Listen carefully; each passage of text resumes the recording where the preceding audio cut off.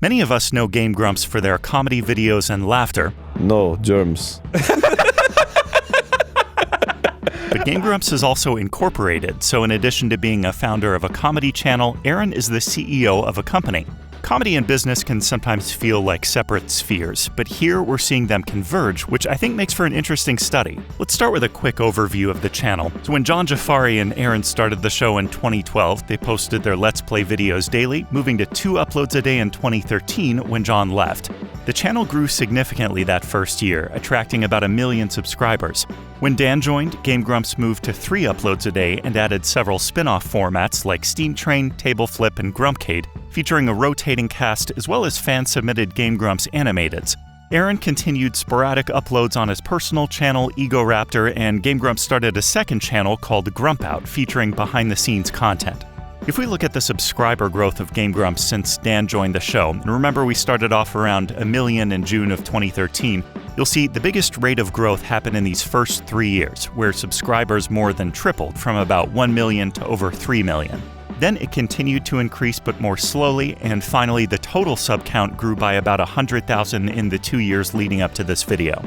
Even with the relative flatline towards the end, this growth curve is actually similar to the growth of a successful retail chain.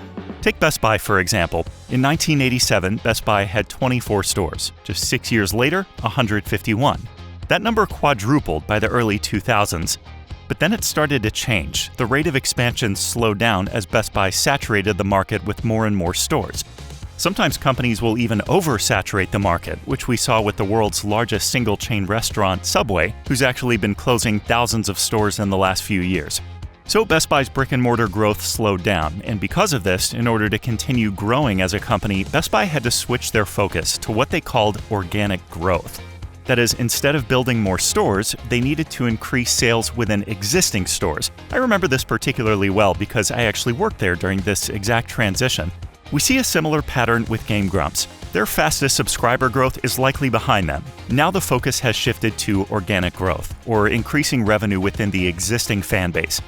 In 2017, Game Grumps underwent another change, this time against their will. April 1st of last year, you guys might know it if you're YouTubers, a thing called Adpocalypse happened, where all of our ad revenue just went in the toilet. Scared a lot of people, actually scared off a lot of people from YouTube, and we decided, hey, maybe we shouldn't rely on YouTube as the only revenue source. You may know there have been several Adpocalypse events where a bunch of advertisers pull their ads from YouTube altogether due to their ads being placed on videos with offensive content. And just as Aaron said, we've seen many such additional revenue sources pop up. Like if you did a snapshot of the channel at its inception versus today, you'll notice now there's merch, live shows, sponsorships, channel memberships, even game development.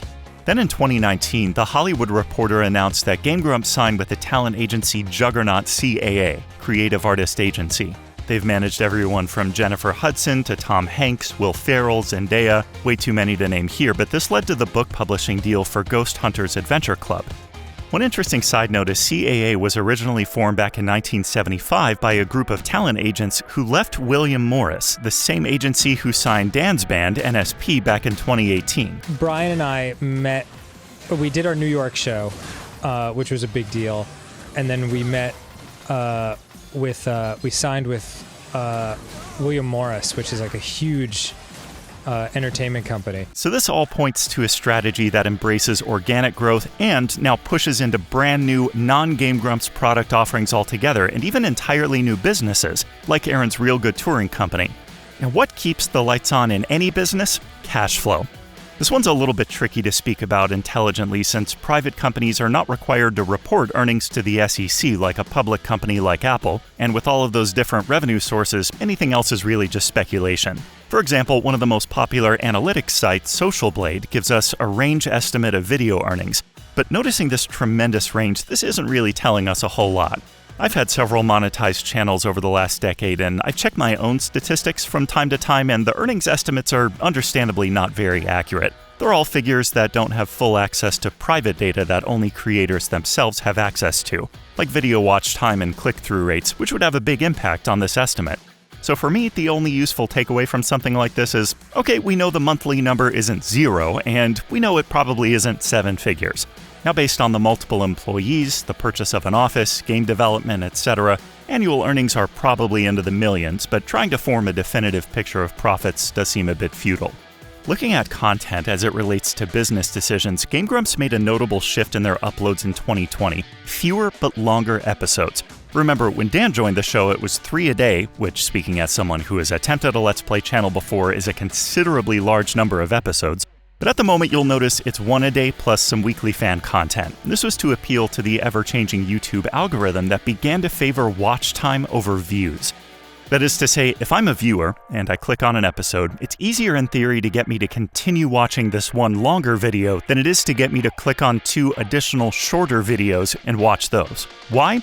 Continuing to watch a video doesn't require any further actions from me, whereas watching 2 more videos requires me to click or tap twice, which may not seem like a big deal at first, but considering that at least 500 hours of new videos are uploaded to YouTube every minute, the sheer amount of content competing for my attention, combined with an algorithm that may favor someone else's content, makes it difficult indeed. And of course, the longer people watch, the better it is for advertisers, which translates to more income for both YouTube and creators. So with all this said, what might the future of Game Grumps look like? It's been the topic of numerous YouTube comments and lengthy Reddit posts. I'd be interested to hear your take in the comments section. Here's my take. There are 3 trends we've looked at that I think are noteworthy. First, slowed subscriber growth. Second, increased number of sales channels. And third, increased non-YouTube related products. In the near future, these trends will simply continue. We'll see a slow but increased growth curve for subscribers. To see a substantial change in the trajectory either up or down would require a major change, perhaps a personnel change, a drastic change to content, or a change to the almighty algorithm. So if their content looks similar in 6 months to how it does now, all else being equal, I suspect a slow growth curve. We'll see a continued push into new types of products and content. With Dan and Aaron's increasing network of industry connections and their skill sets in acting, writing, and directing, it wouldn't be surprising to see TV and movies on the table at some point, as we saw with Good Games some years ago, as well as Aaron's touring company's involvement with live shows. If it's profitable enough, a return to streaming and podcasting might be on the table. However, time and scheduling serve as obstacles to something like streaming. Similarly, future revenue channels will skew towards those that don't require strictly trading time for revenue. For example, with merch, people can buy that online anytime they want, right? No employee has to be sitting in front of a computer to make that sale. This makes me wonder about increased intellectual property and content licensing as well. With Aaron's entrepreneurial spirit and love of gaming, game development will continue to grow and expand. Full development and publishing, new offices, personnel, studios, these all seem like reasonable possibilities. As Aaron continues to master his current projects, other businesses will eventually open. We could even see something like restaurants, stores, or even real estate. It's fun to make these predictions, and those are mine. Let me know yours in the comments below, and I'd be so grateful for your subscription. Look, I know there is no shortage of things to watch, and I really do appreciate you. Have a great week, and thanks for watching.